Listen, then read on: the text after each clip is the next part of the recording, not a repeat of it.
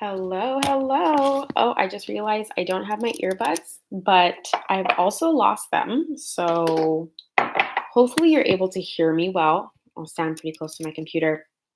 Thank you so much for clicking on this video. I'm so excited that you're here because this topic is extremely important. And once I learned how to do this, my whole life honestly transformed for the better. And I don't take that lightly. So if you are new here, my name is Mia Hemstad. Welcome to my channel. And I have two kids and I went through postpartum depression and anxiety twice. It was so severe, I felt like taking my own life. And that was 6 months ago. And now 6 months later, and I've been going to therapy for 2 years. I should have also said that. And a lot of therapy, I have figured out kind of how to enjoy motherhood, how to find my place in it, how to define it for myself so that I feel confident in it, and a whole host of other things that I am now so on fire about. I want to share with other moms and other women who are thinking about becoming moms who might be scared to, because I think there's a gap in the education out there to prepare us to become healthy and thriving moms. So, with all that being said, today we're going to be talking about how to practice self care consistently without guilt. And if you're a mom without mom guilt, and I see that there's one person here, so if you wouldn't mind saying hi, I wonder who's here. I wonder if I can figure out. No, I don't think. Anyway, say hi and introduce yourself. I love to say hi. But so here's the thing.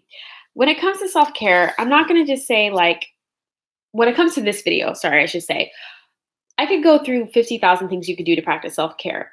I don't think we have a problem with knowing what to do. I think deep down we all know, like if we're tired, we need rest. If we're feeling overwhelmed by all the input of maybe being a stay-at-home mom and all the kids, maybe we need to take a step back. If we are looking at our fingernails and wish someone else could do a manicure for us and we know we should go do that.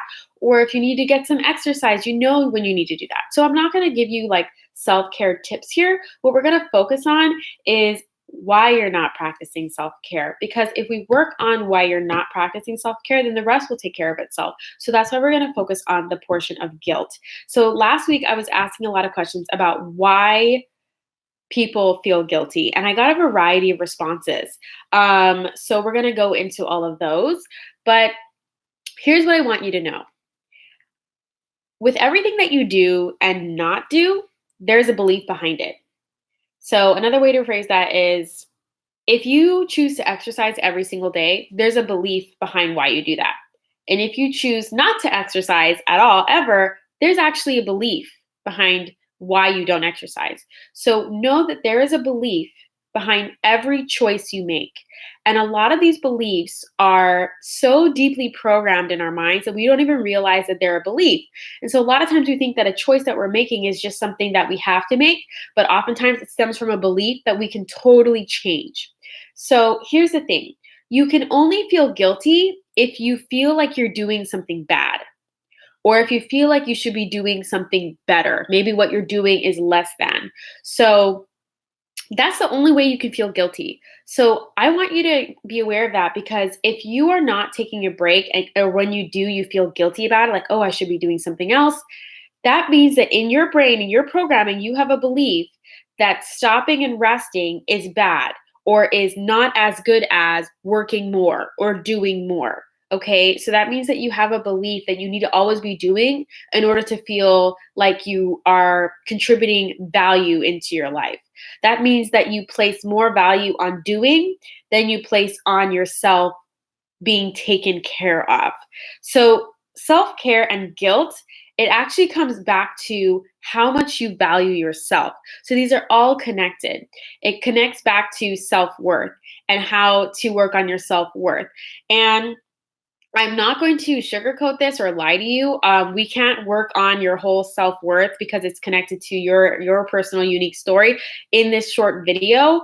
But in my new course, the Motherhood Thrive Guide, I have a whole section in there on how you view yourself and all the mental roadblocks you could be going through. And we work through each one of those mental roadblocks that are making you feel guilty and keeping you from practicing self-care, because everyone has a different mental roadblock. But like I said, there are some common themes when I was asking everybody why they feel guilty about not practicing self-care.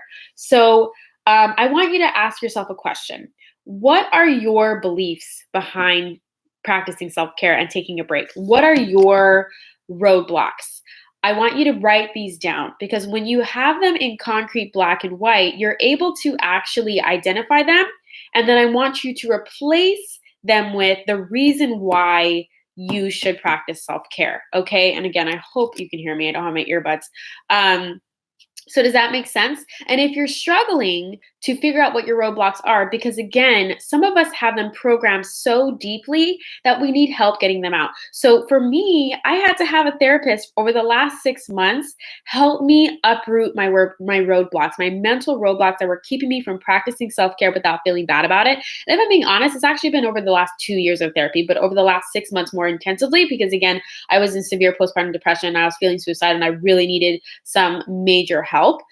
So know that if you can't figure out what your beliefs are that are making you feel guilty, that's okay. A lot of us need help uprooting those. So I encourage you to find a therapist or a coach, or know that in my new course, the Motherhood Thrive Guide, I have a private Facebook group just for my students. And I go in every week to coach you through those roadblocks that you will have uniquely to yourself. So just know that if you can't figure it out on your own, I highly encourage you to get help, okay? Because these beliefs that you have are the reason why you're feeling guilty about so many things. They're the reason why you're being held back in so many areas of your life. So having someone help you uproot these beliefs, because again, everything you do and don't do are connected to a belief that you have. So once you start to become aware of those beliefs, it's like everything's just going to start changing for you.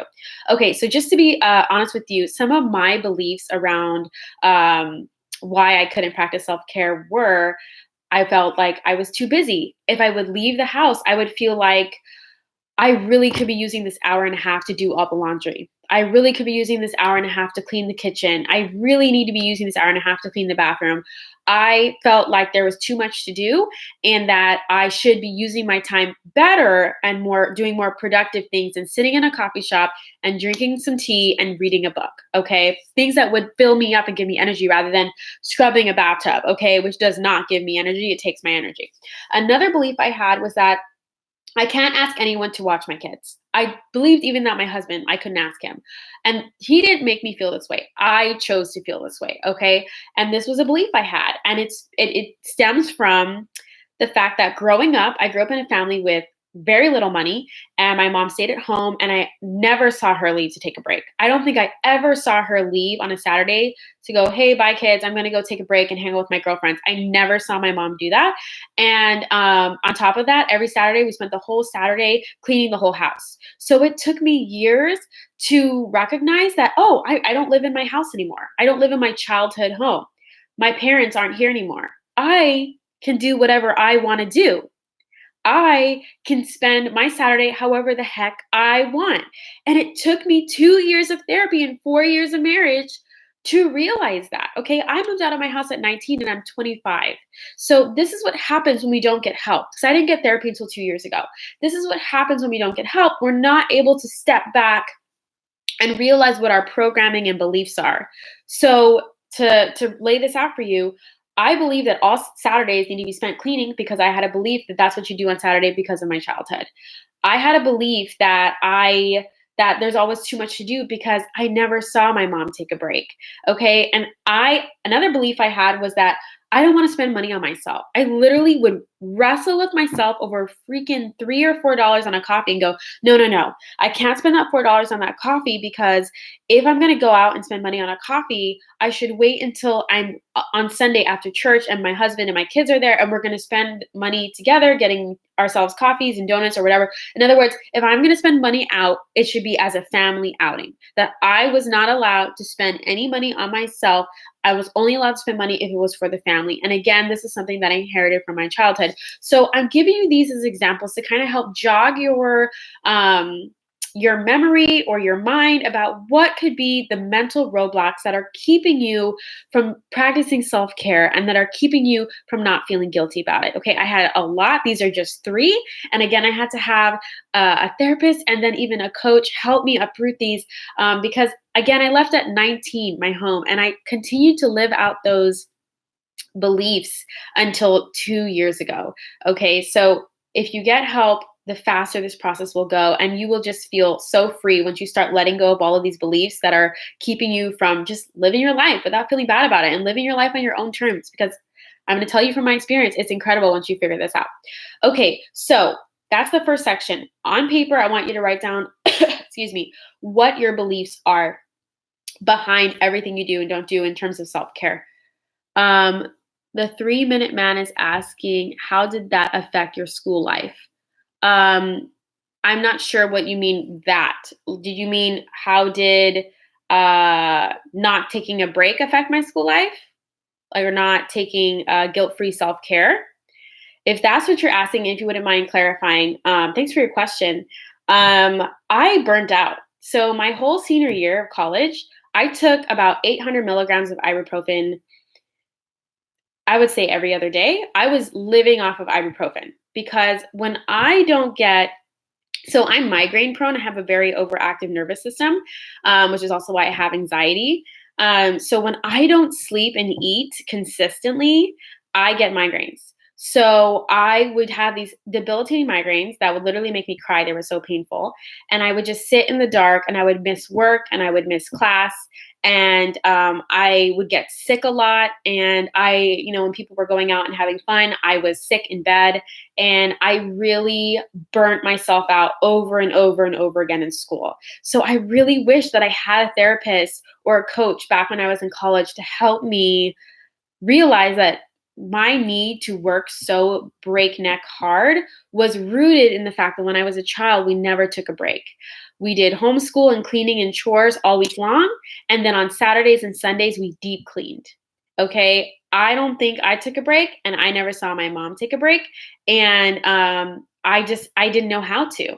So if you're watching this and you're like, wow, I'm having a light bulb moment, that's why I don't know how to take a break.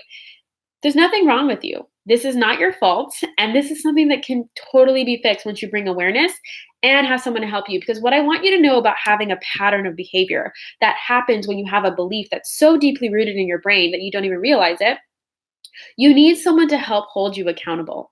Okay. Even though I've been going to therapy for 2 years, I would continually regress and go back to, no, I can't take a break. No, I can't spend this money on myself. No, I can't ask my husband to watch the kids. And my therapist would be like, Mia, yes, you can. What's stopping you now? What's the new thing? Because as you start working on this, you're going to feel more and more resistance in the beginning because your brain wants to go back to what's familiar, even though it's bad for you. Okay. And let me give you an example of this. Do you know someone who's in a bad relationship and they just like keep breaking up and getting back together? It's because they're familiar with that person. And even though that person might not treat them well, they know that person so well. So it's kind of like you have someone in your head that's like the meaner version of you, that, that negative voice in your head that tells you that you need to work harder and that you don't deserve a break yet and that you don't deserve to spend money on yourself, or you don't deserve to ask for help, and that you need to do everything yourself. You have like an alter ego, bear with me, follow me here, who is your childhood, like from your past, or maybe it's your parents' voice, and you have to break up with that version of you. You literally have to break up with that version of you in order to start making decisions as this better version of you that actually cares about your well-being. Okay. And that's why it's so hard to make these changes. And that's why it takes help and support and accountability partners, because you are going to regress. So as you make these changes, know that if you fall back, it doesn't mean you're a failure or a bad person. It just means you have years and years and years of patterns of behavior that you just have to unravel. And you need to, sorry, the water pipes are making noise. And you just need time to create a new pattern in your brain. That's really all it is. Okay, so we spent a lot of time on that part, but that was the most important. Okay, so, another thing I wanted to let you know is that there's a ton of research on why resting and taking a break when you feel drained, when you're at your computer and you're working and you start to feel like really tired, and then you start to open up a new tab or a new browser, or like, I'm just going to check my Instagram, I'm going to check my Facebook, and that is a sign. Pay attention to that. That's a sign that you need to take a break. Okay, so close your computer, lay on the floor, do a meditation, do some deep breathing, go for a walk, get a snack, drink water, go to the bathroom. listen to what your body is telling you, your brain's telling you. When you feel tired and you start to go on your phone or whatever and distract yourself from the task you're doing, that is a sign that you need to take a break. And I'm not going to go into all the research here because I don't want this video to be 3 hours long, but just know that if you Google it, there's so much data now on when you feel like you need a break, you need to take a break. And that giving your body the rest when it's cueing you to rest, it's telling you to rest, you're going to come back to that task that you're doing with way more energy and clarity, especially if you feel like you're working on something maybe for work or proposal or something, and you just feel like a roadblock is happening. That's a sign that you need to take a break. It's not a sign that you're dumb or stupid or anything like that. It's just a sign that your brain needs to breathe. Okay. Okay. So the next thing is, so now I prioritize sleep more than ever. And I actually used to think that sleep is a waste of time. When I was in college, on average, I slept 3 to 4 hours a night. 3 to 4 hours a night, because I believe that most of my day should be spent working or doing homework. And now I take naps whenever I possibly can, because sleeping keeps my migraines away. Sleeping gives me the energy I need to be kinder to my kids, to my spouse, and just have better clarity about what I need to get done in the day and just staying more calm about it. Because again, I have anxiety. So in order to keep it managed, I have to give my body what it needs. So I hope you realize too that maybe some of your issues you're struggling with can really be resolved if you just got more sleep. Okay. Okay. So number 2 is I want you to, we already went over that. Identify the mental roadblocks in writing and replace it with the reason why you can. So I want you to go through your roadblocks and go, I can take a guilt-free break because I work hard for my money and I'm allowed to take this break. Or if you're a stay-at-home mom and you're not bringing income, you contribute to the family. Imagine how much money you're saving because your kids aren't going to childcare, because you're the one cooking and cleaning and doing the childcare. You're saving your family thousands of dollars. So if you think that you can't take $5 to go to Starbucks because you don't go to work like your husband does or your partner does, I want you to realize, take a step back. Your commitment to staying at home and raising the babies means that your family is saving a ton of money. So you've earned the right to take a break as well. Okay. And even if you weren't doing anything, like you don't have to earn the right for anything. Like you're here and you're allowed to take care of yourself because you're gonna feel amazing, and the positive ripple effect it's gonna have in your family, it's gonna be amazing. So I hope that makes sense. So I want you to replace those mental roadblocks with I can. So I can take a break without feeling guilty because resting is going to recharge me and enable me to come back to my work with way more clarity and energy. Okay, so rewrite those statements. Write down why you think you can't take a break without guilt, and then replace it with why you can. The only way you're going to replace those mental roadblocks to self-care is by actually replacing them with a written statement. Okay, and this is an exercise that I do with my students who go through my course and are in my private Facebook group, is we go through your mental roadblocks and replace them. And then I hold you accountable every week to make sure that you are practicing self-care. So please be patient with yourself if you don't get it perfect the first time, okay? This is a learning process. All right, so the next thing I want you to do, and this is the hardest part, is look at your budget and your calendar. So self-care breaks don't have to cost anything. And there was a time my husband and I were very deep in student loan debt. We aren't anymore, thank God. But taking a self-care break meant that I went to the library and sat in one of the library couches alone and read a book because that was free. Or it meant that I just went to the gym at my apartment complex alone and worked out because I already was paying for that in my apartment rent. So there's a lot of things you can do if you don't have money right now. I hear you. There's so many things you can do. Please don't wait until you have money to take care of yourself. That is not a good strategy. But I want you to actually sit down if you're in a relationship with your partner, with your spouse, and go, okay, do we have $20 a month that I can use as my Starbucks fund or my local coffee shop fund so I can take a break every Saturday morning from 9 o'clock to 12 o'clock where I can go and do whatever I want with those 3 hours once a week? And let me tell you, if you sat down and did this, you would find that you absolutely do have it in your budget to go buy a $2 tea at the local coffee shop down the street and bring your favorite book or your journal or whatever it is that you want to do, your sketch pad, I don't know, just something that's disconnected from your phone, because scrolling on Instagram for 3 hours is not going to make you feel recharged. I promise you that. I don't care how inspiring your feed is. We are meant to be off of technology as much as possible. And just sit down with your partner, like literally text your partner. After you get off this live, I want you to text your partner and I want you to say, hey, I really would like to sit down and look at the budget and our calendar because I think I need to take a weekly break. I really need to commit to a weekly break to give myself some time to recharge. And if Saturday mornings aren't good, but you can do Friday nights, do Friday nights. There was a time when I would go to Costco alone on Friday nights and I would read my audiobook, get a nice drink. I would make a me date out of it. I would just make a little solo trip out of it. That joke that going to Target alone is like a gift. Like, then go to Target alone on a Wednesday night. There are so many things that you can do, but the key is communicating it with your partner in advance and putting it in your calendar, okay? You have to put it in your calendar. Okay, so another thing you need to do, and in your budget, don't forget that, and you're agreeing with about it, and then ask your partner actually to hold you accountable. Say, whatever happens. So what I would used to do when I was still going through the rocky phases is I go, oh, well, we have to go visit this person on Saturday morning. So, oh, I guess I can't have self-care this week. Do not do that. If you know you have something coming up on the time that you normally have self-care, I want you to look at your week and go, okay, well, we have something going on Saturday morning. So I'm going to communicate with my partner that I'm going to take a break on Friday night or on Saturday afternoon, or sorry, it's really dark in here. So do you get what I'm saying? Do not flake on yourself, okay? I mean, you show up for your friends, you show up for your family. You need to start showing up for yourself. It's time that we start showing up for ourselves, okay? Okay, and the last thing I want to leave you with is that the more you do this, the easier it's going to get. Because by taking action, you will be validating your self-worth, okay? So remember how in the beginning I talked about how this is all rooted in how you value yourself, or a lack of self-worth and a lack of self-value. So I could sit here and tell you that you are worthy and enough and awesome and amazing and beautiful, which you are. And you could read 5 million memes on social media that say you are enough. But here's the thing. No amount of memes is going to help you figure out your self-worth issues. And you know that saying that actions speak louder than words? The same goes for how we treat ourselves. So if you want to teach yourself and rewire your brain to believe how enough you are and how worthy and deserving you are of love and happiness and self-care, you have to teach yourself that and show yourself that through action. So the more you take action, even when you don't feel like you deserve it, this is important.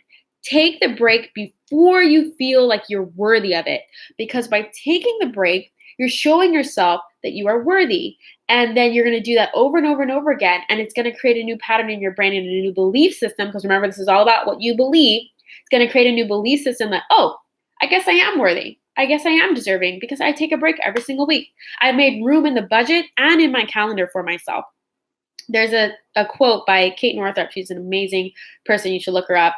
And she says, instead of making more room for our tasks in our day, we need to make more room for ourselves in our day. Because if you just wait until you have a clear calendar to make time to go to that dance class you've always wanted to go to, or to start that business you've always wanted to do, or whatever it is, you are going to be waiting forever. You will never get there. Unless you are actively and intentionally carving out time in your budget and calendar for yourself, it's not going to happen. And I am here to be your girlfriend and tell you that that's just the freaking truth. And that's what I had to learn the hard way over the last 2 years. And I'm trying to save you time and energy by telling you right now to make room in your budget and your calendar for yourself. You have to do it for yourself. No one's going to do it for you, not even your spouse. Okay. You have to be your self-care advocate. Okay. So I hope I communicated that the more you practice this, the more you're going to be validating your own self-worth. So if you feel like you struggle with feeling not enough, it's because you're not showing yourself through your actions. You can tell it to yourself. You can write it on your mirror. You can read a social media meme, but it is a practice. You have to create a new belief system in your brain and uproot an old one.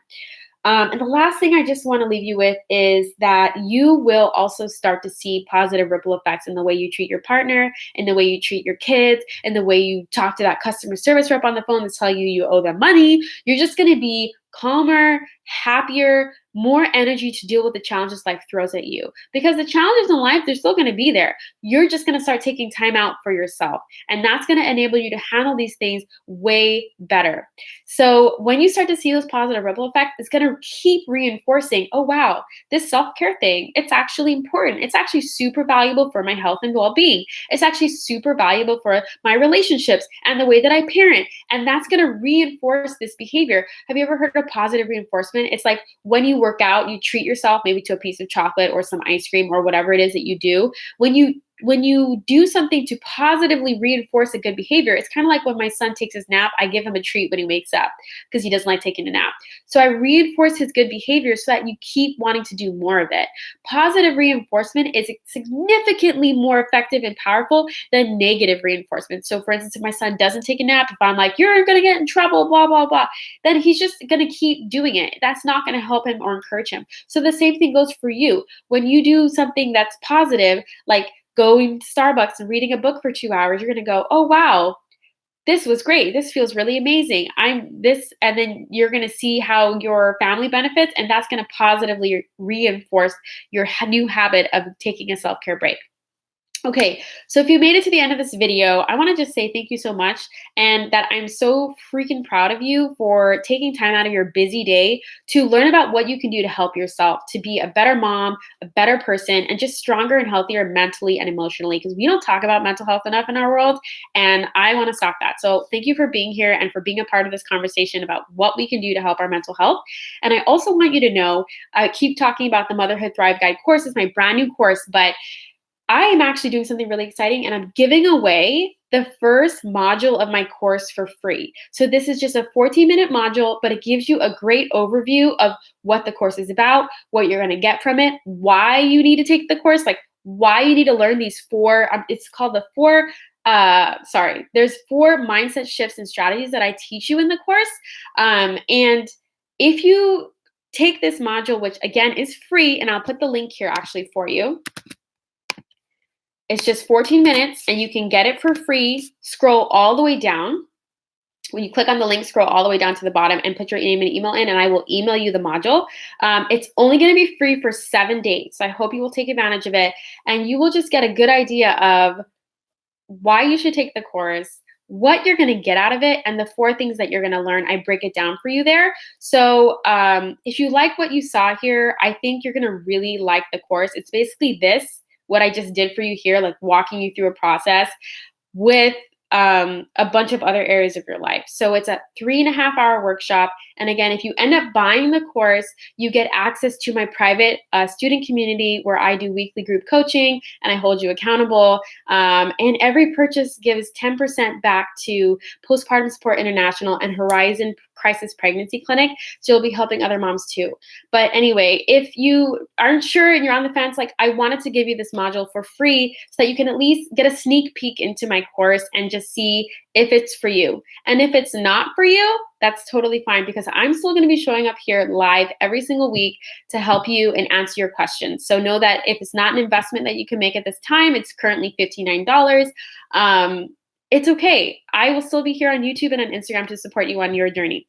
All right. Well, that is all I have for you. Thank you to the 2 people who are here. I don't know who you are. Thank you to the 3-minute man for your question. I really appreciate it.